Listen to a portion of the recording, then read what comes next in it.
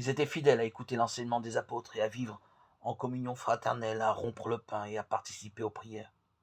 Ils louaient Dieu et trouvaient un bon accueil auprès de tout le peuple. Tous les jours, le Seigneur faisait entrer dans la communauté ceux qui étaient appelés au salut.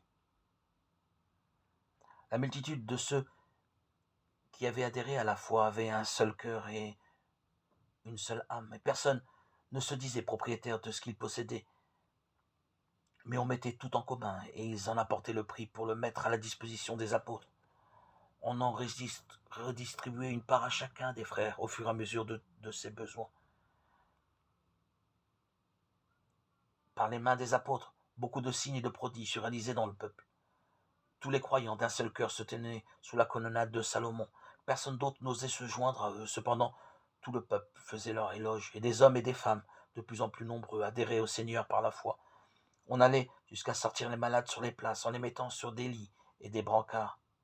Ainsi, quand Pierre passerait, il toucherait l'un ou l'autre de son ombre.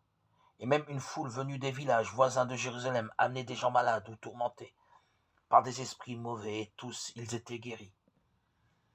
Extrait du livre des Actes des Apôtres, chapitre 2, 42, chapitre 4, 32, chapitre 5, 12.